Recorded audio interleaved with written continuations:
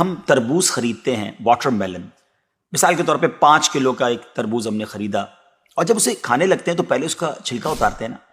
5 کلو میں سے کم از کم 1 کلو کا تو چھلکا نکل جاتا ہوگا، یعنی آلموسٹ 20%، 20% تو کم ہو جاتا ہے. مگر کیا کبھی ہمیں افسوس ہوتا ہے اس کا؟ کیا ہم سوچتے ہیں کہ ہم نے تو تربوز چھلکے کے ساتھ خریدا ہے، چلو آج چھلکے کے ساتھ ہی کھا لیتے ہیں؟ ایسا نہیں کرتے نا. اسی طرح مالٹے کا بھی حال ہے کہ ہم خوشی خوشی سے اس کا چھلکا اتار دیتے ہیں، حالانکہ ہم نے چھلکے سمیت خریدا ہوتا ہے، مگر اس چھلکے کو پھینکتے ہوئے ہمیں کوئی تکلیف نہیں ہوتی. یہی حال مختلف پھل اور سبزیوں کا ہے.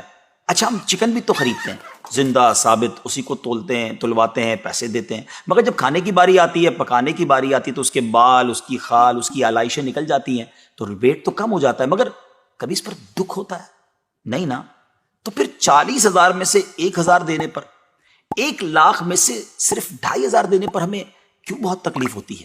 حالانکہ یہ صرف 2.5% تو بنتا ہے، یعنی 100 روپے میں سے صرف 2.5 روپے.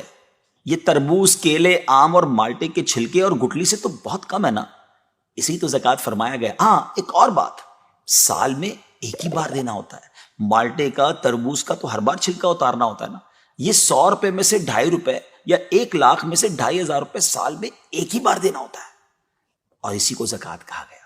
کیا برکت والا کام ہے یہ. مال بھی پاک، ایمان بھی پاک، دل اور جسم بھی پاک، اور معاشرہ بھی خوشحال. اتنی معمولی رقم، یعنی 40 روپے میں سے صرف 1 روپے، اور فائدے کتنے زیادہ، اجر کتنا زیادہ، برکت کتنی زیادہ. تو اب اپنی زکوٰۃ ہم نے پوری دینی ہے. اپنی زکوٰۃ اپنی دعوت اسلامی کو دیجیے، اور دین متین کی خدمت میں اپنا حصہ ڈالیے. اگر آپ اپنے مال کو سیکیور کرنا چاہتے ہیں نا، آئیے ایک اور حدیث سن لیجیے. نبی پاک علیہ الصلوۃ والسلام فرماتے ہیں، خشکی اور تری میں جو مال بھی ہلاک ہوتا ہے وہ زکوٰۃ نہ دینے کی وجہ سے ہوتا ہے. زکوٰۃ روک لینے والا قیامت کے دن جہنم میں ہوگا. اللہ کریم ہم سب کو اپنے مال کی پوری زکوٰۃ دینے کی خوش دلی کے ساتھ توفیق عطا فرمائے.